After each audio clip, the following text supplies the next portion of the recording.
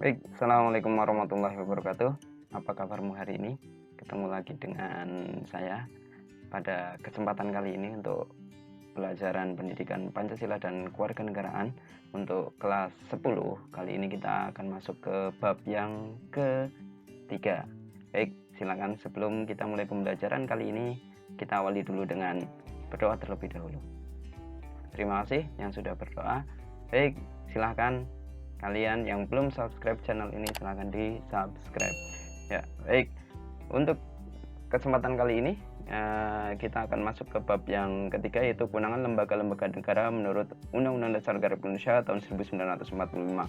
Nah, pada kesempatan kali ini kita akan membahas terkait dengan sistem politik, baik suprastruktur maupun infrastruktur. Nah, sistem politik kita akan lihat dulu. Ketika kita berbicara sistem politik, maka kita harus tahu dulu apa itu sistem politik. Sistem politik terdiri dari dua kata, yaitu sistem dan politik. Apa itu sistem? Sistem adalah suatu kesatuan dari unsur-unsur pembentuknya, baik yang berupa input atau masukan maupun output atau hasil yang terdapat dalam lingkungan, dan di antara unsur-unsur tersebut terjalin satu hubungan yang fungsional. Jadi yang namanya sistem itu adalah kesatuan dari beberapa unsur, ya, dari beberapa unsur itu mereka bersatu. Nah, di situ mereka saling memiliki hubungan. Itu yang namanya sistem. Nah, secara etimologis kata politik berasal dari bahasa Yunani, yaitu polis, yang berarti kota, yang berstatus negara kota. Dalam bahasa Arab istilah politik diartikan sebagai siyasah, yang berarti strategi. Nah, kalau kita akan lihat, yaitu sekarang kita akan masuk, kalau tadi kita sudah berbicara tentang sistem dan politik, sekarang kita akan berbicara apa itu sistem politik. Nah, di sini ada beberapa pengertian menurut para ahli. Yang pertama, David Easton menyatakan bahwa sistem politik merupakan seperangkat interaksi yang diabstraksi dari seluruh perilaku sosial melalui nilai-nilai yang dialokasikan secara otoritatif kepada masyarakat. Ini menurut David Easton, seperangkat interaksi. Nah, ini terkait dengan perilaku sosial. Sedangkan menurut Robert Dahl menyimpulkan bahwa sistem politik mencakup dua hal, yaitu pola yang tetap dari hubungan antar manusia, kemudian melibatkan sesuatu yang luas tentang kekuasaan, aturan, dan kewenangan. Ya, ini terkait dengan hubungan antar manusia kalau Dahl mengatakan. Berikutnya, menurut Plano, Jack Plano mengartikan sistem politik sebagai pola hubungan masyarakat yang dibentuk berdasarkan keputusan-keputusan yang syah dan dilakukan dalam lingkungan masyarakat tersebut.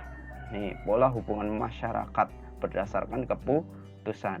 Menurut Tusadi, berpendapat bahwa sistem politik merupakan berbagai macam kegiatan dan proses dari struktur dan fungsi yang bekerja dalam suatu unit dan kesatuan yang berupa negara atau masyarakat. Nih, berbagai macam kegiatan kalau Rusadi mengatakan. Nah, dari beberapa rumusan di atas, kita dapat simpulkan sistem politik dapat diartikan sebagai keseluruhan kegiatan politik di dalam negara atau masyarakat.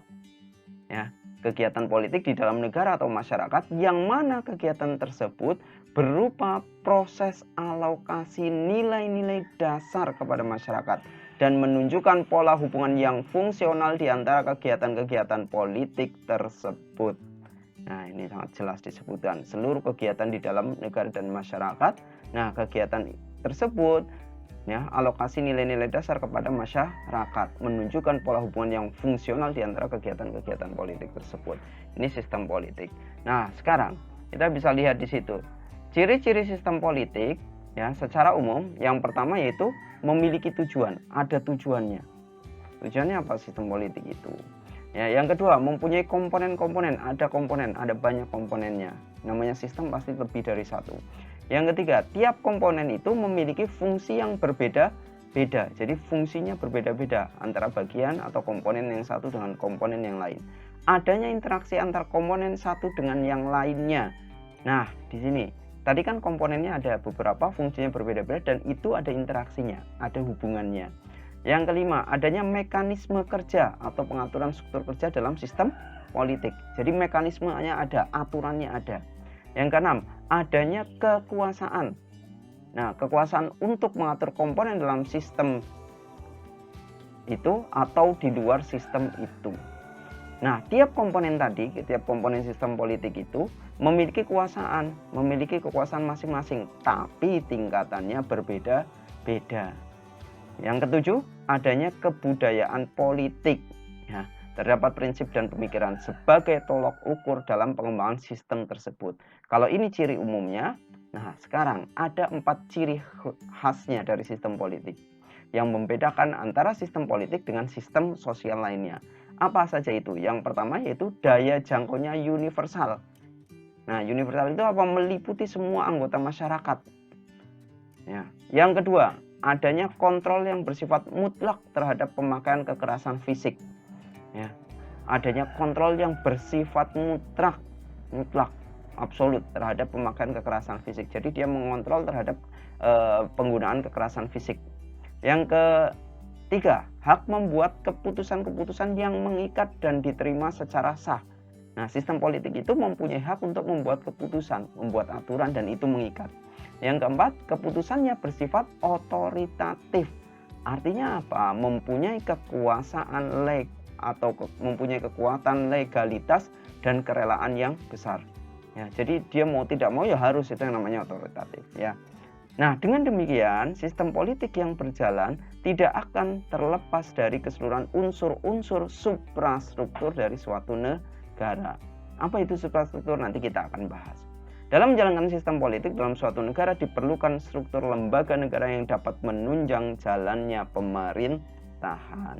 Nah, sekarang kita akan bahas yang pertama yaitu suprastruktur. Kan tadi sempat disinggung. Dalam sistem politik itu ada suprastruktur dan infrastruktur. Sekarang kita akan lihat yang pertama yaitu suprastruktur.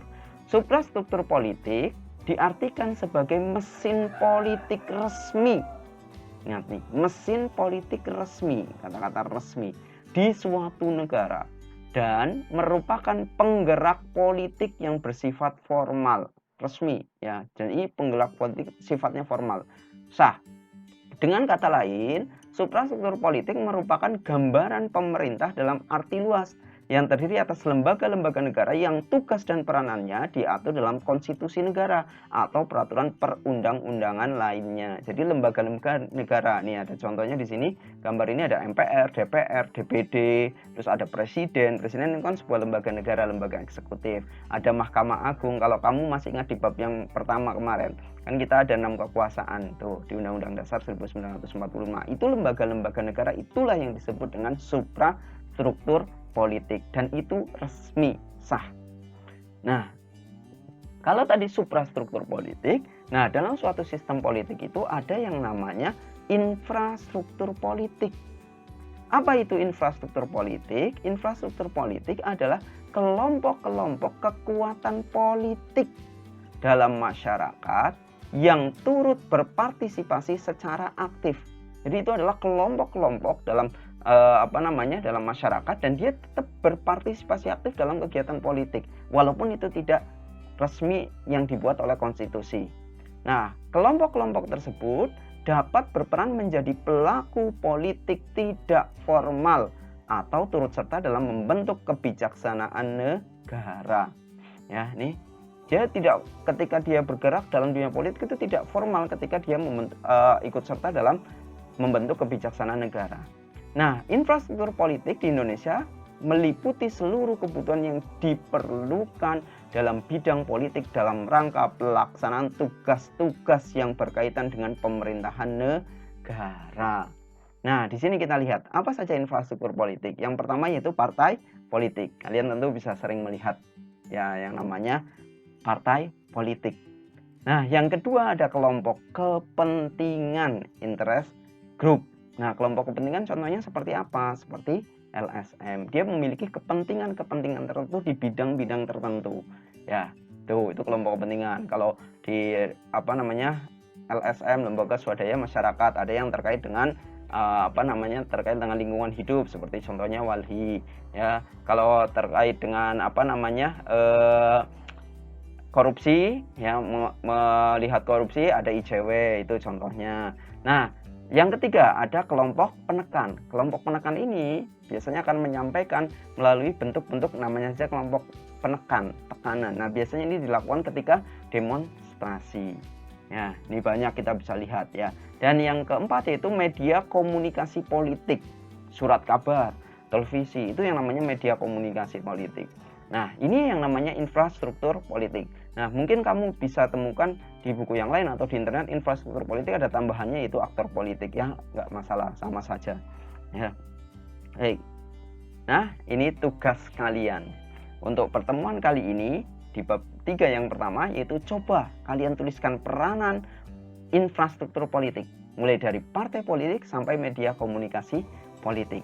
Baik ya, silahkan nanti dikerjakan di buku kalian masing-masing. Jangan lupa silahkan dikumpulkan kepada Bapak Ibu guru kalian. Baik, itu saja untuk pertemuan kali ini. Jangan lupa berdoa, semoga tetap sehat, tetap semangat.